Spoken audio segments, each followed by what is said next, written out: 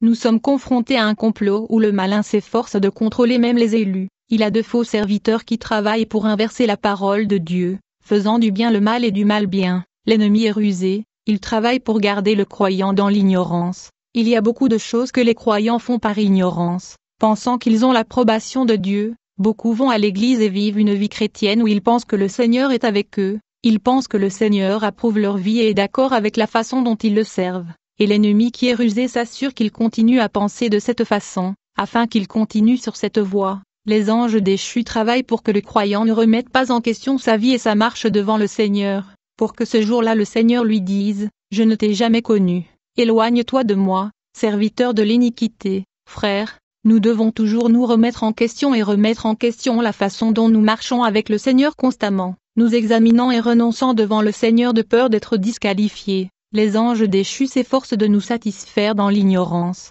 Notre ennemi multiplie les nouvelles stratégies et apparaît comme l'ange de lumière, se manifestant dans la vie de ceux qui vont d'une église à un autre qui cherchent la prospérité et les miracles. Les gens sont négligents mais le diable est dans les détails. Il récupère la bénédiction de beaucoup et reçoit l'adoration et la prière de ceux qui sont dans le péché. L'ennemi distrait les chrétiens en les laissant penser qu'ils servent Dieu et plaisent à Dieu mais ils sont loin de Dieu. Le croyant doit apprendre à remettre en question sa marche et sa relation avec Dieu.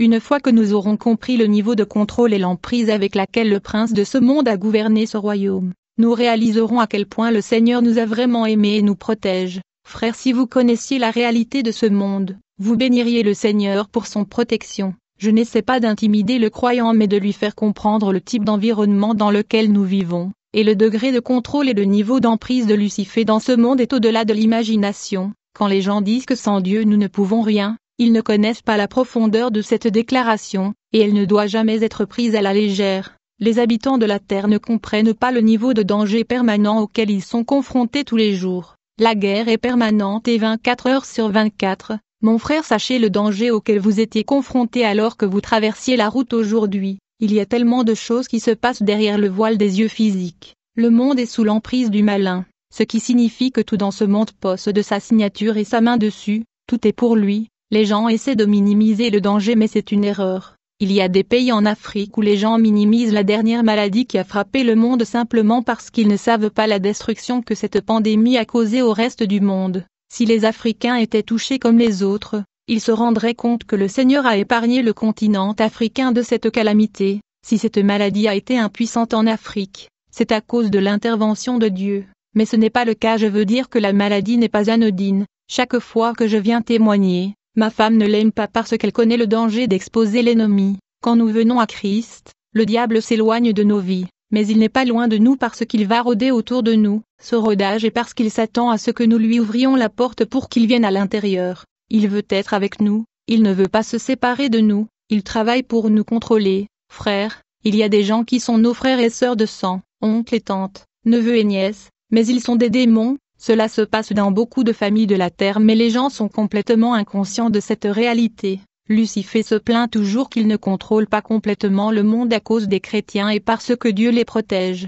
Le but de Lucifer est de faire avancer le descendant de Caïn et le descendant des Néphilim, et d'éliminer les descendants de Noé qui sont les enfants d'Adam. Mais il n'atteindra pas son objectif même si la majorité des humains étaient hybrides. Beaucoup de choses que nous voyons aujourd'hui dans le monde ont été planifiées par l'ennemi dans les années 30 et 40 et 50. Le monde de Satan est méticuleux en termes de planification et ils ont planifié des choses il y a des décennies, des choses comme la corruption dans la vie des pasteurs, la boisson aphrodisiaque, la chirurgie plastique. Beaucoup de gens se tiennent à l'écart des livres sataniques par peur de l'initiation et des démons entrant dans leur vie, et l'ennemi sait que les gens ne liront pas les livres de démons de peur d'être possédés par un esprit impur. Lucifer comprend cela et a ordonné la publication et réalisation de bandes dessinées et la réalisation de films de super-héros, qui est le satanisme, dépeint et illustré d'une manière différente, de manière à attirer la masse des habitants du monde qui refusent de lire de livres mystiques. La bande dessinée et de films de super-héros sont une autre illustration de livres sataniques,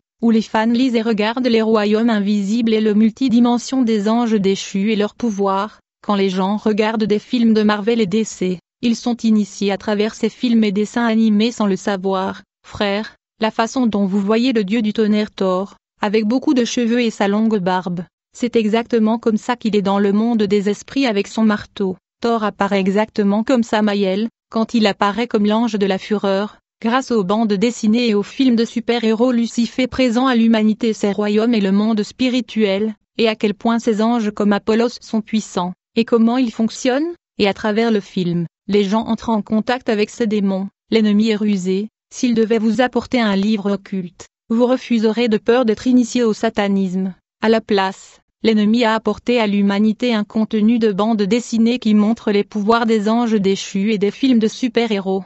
Le même contenu occulte du livre satanique est présenté au public dans le film. Pour les initiés, le producteur et le réalisateur lisent des livres occultes qu'ils publient sous forme de bande dessinée. Ce sont de véritables illustrations de mondes invisibles d'anges déchus. Lors d'une réunion luciférienne à laquelle j'ai assisté, j'ai vu un propriétaire de télévision lors de ces réunions. Il voulait que sa chaîne soit parmi les chaînes les plus regardées et il voulait attirer les publicités. En retour, les cadres dans cette chaîne enregistraient la mort d'un de leur famille. Il y a des entreprises qui sont maudites à cause de pactes avec des démons signés par leur chef. Dans cette réunion de Satan, les propriétaires des télévisions et des satellites étaient invités, on leur a donné des instructions et on leur a donné le type de programme qui doit être diffusé. On leur a donné les heures auxquelles ces programmes devaient être diffusés. On leur a dit à cette heure que vous montrerez ce programme pour les enfants et à cette heure vous diffuserez un programme pour adultes.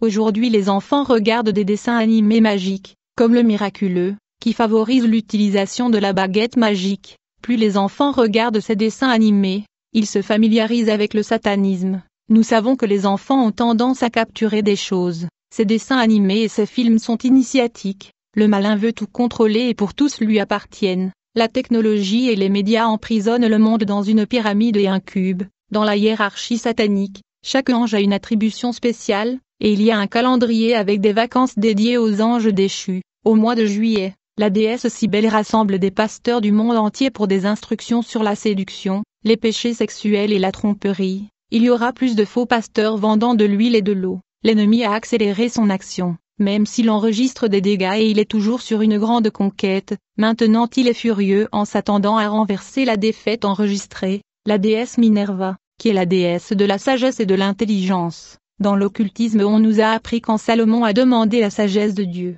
C'est l'ange Minerva que Dieu a envoyé. Les anciens érudits ont travaillé avec cet ange déchu et ont décidé de l'immortaliser. En conséquence, quand nous allons à l'école pour acquérir la sagesse et l'intelligence, nous payons des frais de scolarité appelés frais de Minerval, car la sagesse scientifique enseignée à l'école et dans les établissements universitaires vient de l'ange Minerva. C'est comme si l'humanité payait des frais à Minerval pour obtenir la sagesse. Il y a du jus que nous buvons dans la ville appelé boisson énergisante. Sur son étiquette il est écrit qu'il donne de la force au corps et à l'esprit. Les gens doivent se demander ce qu'il y a à l'intérieur de ce jus qui peut donner de la force à l'esprit d'un homme. Il prétend que ça revitalise le corps et l'esprit. À vrai le jus contient élément aphrodisiaque, qui est un démon supérieur appelé Vénus. La déesse est du sexe, de la beauté et de la mode. Elle oblige les gens à être liés au sexe. Nous devons connaître la vérité car l'ignorance ne sera pas une excuse. Lors d'une réunion dans le monde des esprits, les entrepreneurs qui possèdent de brasseries ont été invités par la déesse de l'amour,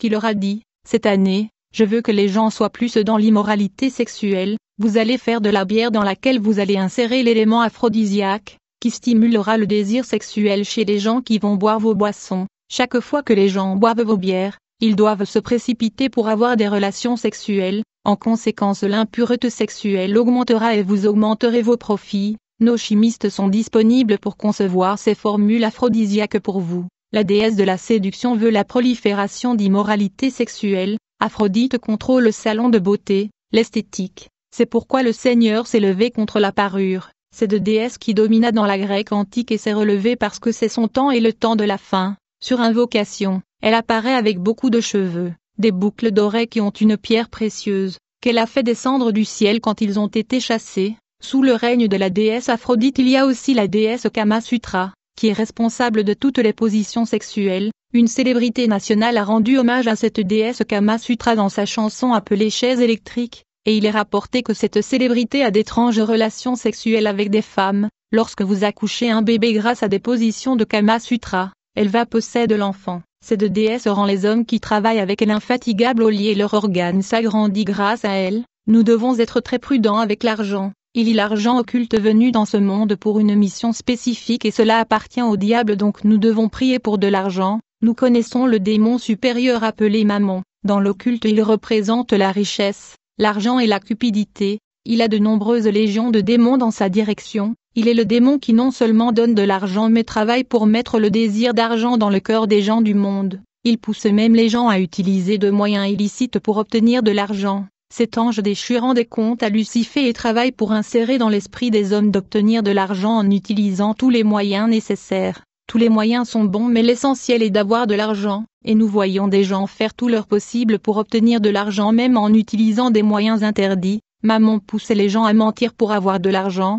Mammon pousse les pasteurs à déformer le passage de la Bible afin d'obtenir de l'argent des membres. Une autre déesse s'appelle Hélène, elle est un démon supérieur. Son mandat est de mettre la convoitise dans le cœur des gens, car la Bible dit que tout dans le monde, la convoitise de la chair, la convoitise des yeux et la fierté de la vie, vient pas du Père mais du monde. Chaque jour Hélène planifie et amène les gens dans le monde à produire de la convoitise dans le cœur afin qu'ils tombent dans le péché. Cette déesse a un royaume sous-marin qui a été illustré dans un clip d'une célébrité musicale appelée Fali, qui est sorti récemment dans le pays. Dans ce clip, une dame dansait derrière elle. Il y avait des châteaux dans l'espace intégrés dans le nuage. Ce clip était la représentation du royaume de la déesse Hélène qui travaille chaque jour pour augmenter la convoitise des yeux et de la chair. Elle a des démons dans son royaume qui sont sous sa direction. Elle gère ce royaume sous l'eau et rend compte à son chef. Elle s'assure que la convoitise augmente sur la terre. Elle travaille avec des stylistes et des créatrices de vêtements de mode et tout ce qui attire l'attention des yeux pour la convoitise.